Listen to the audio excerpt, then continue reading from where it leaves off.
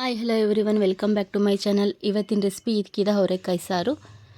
ಇದನ್ನು ಒಬ್ಬೊಬ್ಬರ ಮನೇಲಿ ಒಂದೊಂದು ಥರ ಮಾಡ್ತಾರೆ, ಆದರೆ ನಾನು ಈ ಥರ ಮಾಡ್ತೀನಿ. ಈಗ ಹೇಗೆ ಮಾಡೋದು ಅಂತ ನೋಡೋಣ ಬನ್ನಿ.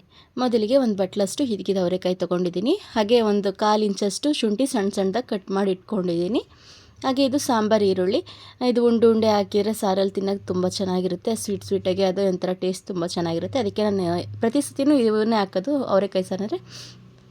ಈಗ ಹೇಗೆ ಮಾಡೋದು ಅಂತ ನೋಡೋಣ ಬನ್ನಿ. ಒಂದು ಬಟ್ಲಿಗೆ ಒಂದು 3-4 ಸ್ಪೂನಷ್ಟು ಎಣ್ಣೆ ಹಾಕಿ ಸಾಸಿವೆ ಜೀರಿಗೆ ಹಾಕ್ಕೊಂಡು ಅದು ಚಟಪಟ ಅಂದಮೇಲೆ ಶುಂಠಿ ಹಾಕಿ ಅದು ಕೆಂಬಣ್ಣ ಬಂದಮೇಲೆ ಉಂಡೆ ಈರುಳ್ಳಿ ಹಾಕ್ಕೊಂಡು ಅದು ಕೆಂಬಣ್ಣ ಬರೋ ತನಕ ಚೆನ್ನಾಗಿ ರೋಸ್ಟ್ ಮಾಡ್ಕೊಳ್ಳಿ.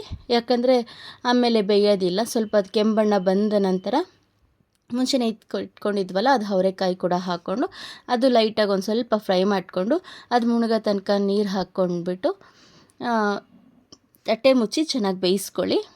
ಅಷ್ಟರೊಳಗೆ ಈ ಖಾರಕ್ಕೆ ಏನೇನು ಬೇಕು, ಖಾರ ರುಬ್ಕೊಳಕ್ಕೆ ಏನೇನು ಬೇಕು ಅಂತ ನೋಡೋಣ ಬನ್ನಿ. ಈಗ ಉದ್ದುದ ಕಟ್ ಮಾಡಿ ಇಟ್ಕೊಂಡಿರೋಂತಹ ಒಂದು ಗಡ್ಡೆ ಈರುಳ್ಳಿ, ಒಂದು ಬೆಳ್ಳುಳ್ಳಿ ಈಗ ಒಂದು ಬಾಣಲಿಗೆ ಹಾಕಿ ಒಂದು ಸ್ವಲ್ಪ ಎಣ್ಣೆ ಹಾಕಿ ಚೆನ್ನಾಗಿ ಕೆಂಬಣ್ಣ ಬರೋ ತನಕ ರೋಸ್ಟ್ ಮಾಡ್ಕೋಬೇಕು. ನೋಡಿ, ಈ ಥರ ಚೆನ್ನಾಗಿ ರೋಸ್ಟ್ ಮಾಡ್ಕೋಬೇಕು. ಇದು ಹಸಿ ಈರುಳ್ಳಿ ಮತ್ತು ಈ ಥರ ಹುರಿದಿರೋದು ಎರಡು ಮಿಕ್ಸ್ ಮಾಡಿ ಖಾರ ಮಾಡ್ಕೊಳೋದು. ಈಗ ಇದರ ರೆಡಿಯಾಗಿದೆ. ಕಡಲೆ ಬೀಜ ಮುಂಚೆನೇ ಫ್ರೈ ಮಾಡಿ ಇಟ್ಕೊಂಡಿದ್ದೆ, ನೋಡಿ ಅವೆರಡೂ ಆಗಿದೆ.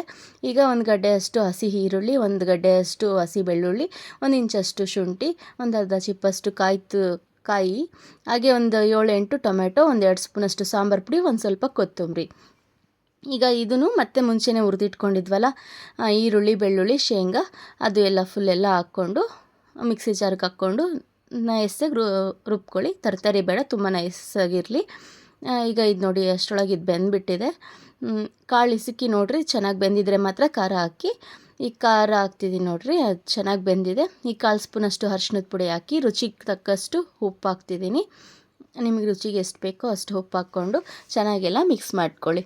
ಈ ಸಾರು ಹಸಿ ವಾಸನೆ ಬರಬಾರ್ದು, ಚೆನ್ನಾಗಿ ಕುದಿ ಬಂದಷ್ಟು ಟೇಸ್ಟ್ ತುಂಬ ಚೆನ್ನಾಗಿರುತ್ತೆ. ಹಸಿ ವಾಸನೆ ಪೂರ ಹೋಗಲಿ. ಇದು ದೋಸೆ, ಚಪಾತಿ, ರೊಟ್ಟಿ ಎಲ್ಲದ್ರ ಜೊತೆಗೂ ಚೆನ್ನಾಗಿರುತ್ತೆ. ಆದರೆ ನಾನು ಇದ್ರ ಜೊತೆಗೆ ರೊಟ್ಟಿ ಮಾಡ್ಕೊಂಡಿದ್ದೀನಿ.